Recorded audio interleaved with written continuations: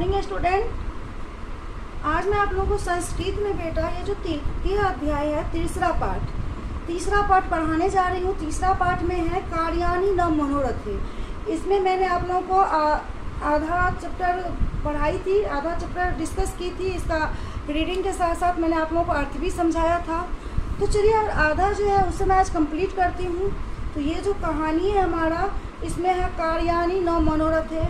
इसमें यह कहता है जो बिना कार्य के कोई मनोरथ पूरा नहीं होता है, कोई सुख नहीं मिलता है जब तक हम कोई मनोरथ पूरा करने के लिए कोई काम न करें।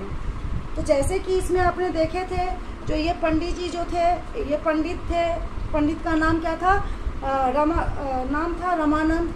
और वो एक दरिद्र ब्राह्मण थे। वो दरिद्र थे लेकिन महत्वाकांक्षी थे, अपने आत्मसम्मान में ही रहते थे। नहीं जिसे कहते हैं इंग्लिश में, अरे वो तो गरीब है लेकिन एटीट्यूड बहुत है, वही वाली बात है। वो दरिद्र थे, गरीब थे, लेकिन वो महत्वाकांक्षी वाले थे।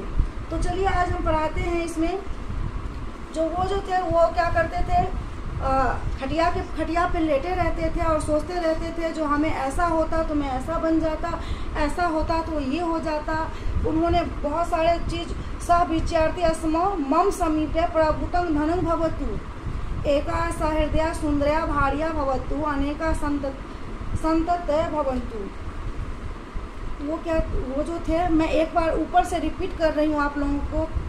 एक है गंगा तटे एकं नगरम आस्ति तत्र रमानंदः नाम दरिद्र ब्राह्मण बसती अस्मि। कह रहा है गंगा तट के किनारे एक नगर था और वहाँ पे रमानंद नाम का एक ब्राह्मण रहता था।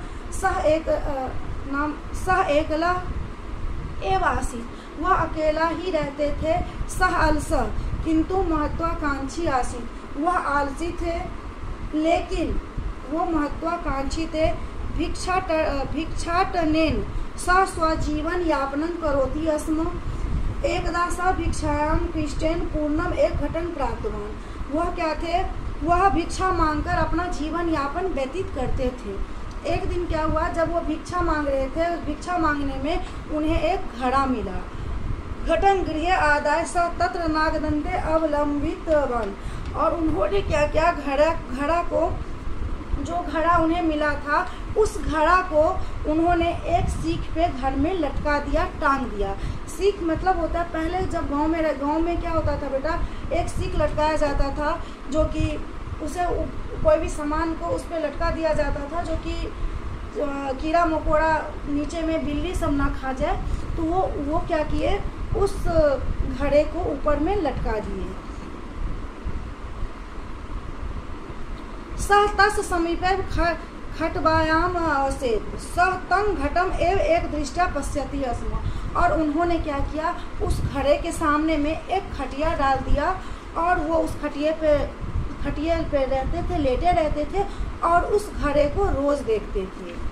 सह विचार्यति अस्म मम समीते प्रभुतं धनं भवतु, एक सहृदया सुंदरी भार्या भवतु, अनेका संतयत भवन्तु। वह और क्या सोच रहे थे, उस खटिया पे लेट जाते थे और विचारते थे जो हमारे पास बहुत सारा क्या है, मम समीपे प्रभुतं, हमारे पास बहुत सारा धन होता, एक सुंदर सी पत्नी होती और बहुत सारे संतान होते। बहवा मोटर यानिनी मृत्युआ च भवन्तु, एकदा रात्रि काले स विचारितवान् यदि देशे दुर्भिक्षा भविष्यति तर्हि एतस्य पृष्ठघटस्य शत्रुपकं। और एक दिन उन्होंने क्या विचार रहे थे, जो में हमारे पास बहुत सारे मोटर यानी मीन्स कार हो, गाड़ी हो, घोड़ा हो, वही सोच रहे थे। और वह यह भी सोच रहे थे जो और एक दिन जब वो देश में भिक्षा मांगने के लिए जाए तो उन्हें एक घड़ा मिले जिसे वो बेच के 100 रुपये प्राप्त करे, जिस घड़े का दाम 100 रुपया हो। तदा हम एतस् विक्रयणं करिष्यामि, और उसे हम क्या करेंगे, बेच देंगे। तेन धनेन द्वे अजय क्रेष्यामि। क्रेष्यामि का मतलब होता है खरीदना। और उस घड़े को बेच के 2 हम बकरी खरीदेंगे। कालांतरे तेन अजु सम भविष्यति। और कुछ दिनों के बाद वो जो बकरी है वो 1-2 बकरी से बहुत सारे बकरियों हमारे पास हो जाएंगे और बकरियों का समूह हो जाएगा। अनंतरम अजू समूहस्य विक्रयणं करिष्यामि। और उस सारे बकरियों के समूह को क्या करेंगे, हम बेचेंगे। महिषिं च क्रेष्यामि, और उससे जो हमारे पास पैसा आएगा उससे हम क्या खरीदेंगे बेटा, भैंस खरीदेंगे। कालांतरे मम गृहे महिषी समूह भविष्यति, कुछ दिनों के बाद हमारे पास क्या होगा, महिषों का, भैंसों का समूह होगा। तासांग विक्रयणं करिष्यामि, और उसे बेच करके एवं प्रचुरं धनं च संपादयिष्यामि, और उस सारे धन से हम क्या करेंगे, तेन धनेन विशाल गृहस्य निर्माणम करिष्यामि, और उस सारे धन से हम क्या करेंगे, बहुत बड़ा सा विशाल घर का निर्माण करेंगे। इतना तक तो मैंने आप लोगों को समझाया था। चलिए इससे आगे हम आप लोगों को समझाते हैं।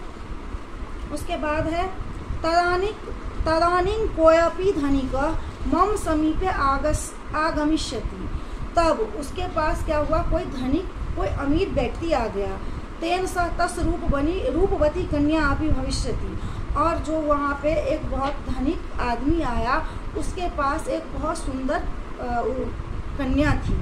सह स्वकन्या मह्यं दास्यति, और वह क्या सोच रहा था, जो यह कन्या ये मुझे दे दे।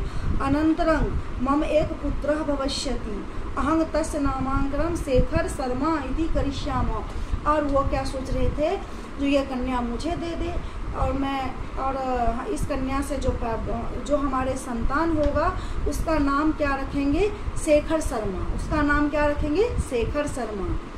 यदा सह चलन समर्था भविष्यति तदा अहं काष्ठ सकटिया चलनं शिक्षिष्यामि, तदा शेखर शर्मा मम समीपम आगमिष्यति, सह मम आज्ञापालनं न करिष्यति, तदा अहं कोपेन पादप्रहारां करिष्यामि इति एव स विचारितवान् पादप्रहारं च कृतवान्। कह रहे हैं वो बहुत ही ख्याली सपना देख रहे थे, ख्याली पुलाव मन ही मन पका रहे थे।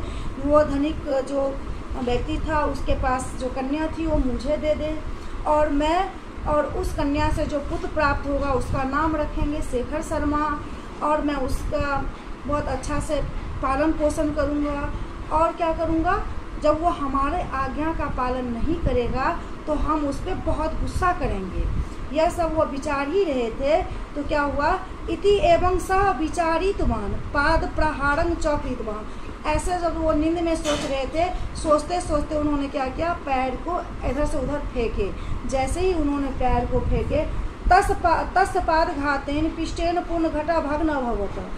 जब वह पैर को इधर से उधर फेंके तो क्या हुआ, वो पैर जो सीख पे घड़ा लटका रखे थे उस घड़े पे पड़ा, और वो घड़ा क्या हुआ, उनके उस पैर के प्रहार से वो घड़ा टूट गया।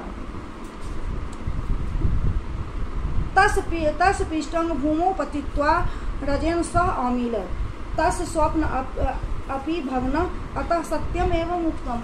और क्या हुआ, जब वो तो सारे सपना में देख रहे थे, जब वह घड़ा क्या हुआ, घड़ा टूट के नीचे चला गया। फिर उनका नींद खुला तो उन्होंने देखा जो ये घड़ा तो मेरा टूट गया है, और उनका जो सपना था वो सपना क्या हो गया, सपना जो था वो भंग हो गया, और वो जहाँ पे थे वहीं पे थे। इसीलिए कहा गया है, इसीलिए यहाँ पे एक यहाँ पे कहावत श्लोक दिया गया है, अतः सत्यम एवं उत्तम। इसीलिए किसी विद्वान ने सही में कहा है, उद्मेन ही सिद्ध्यन्ति कार्याणि न मनोरथे, न ही सुप्तस्य सिंहस्य प्रविशन्ति मुखे मृगा।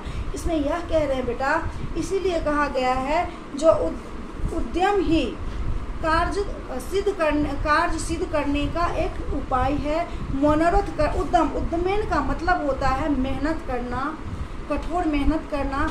जब हम मेहनत करेंगे तभी हमें कोई सुख, कोई कार्य सिद्ध हो पाएगा।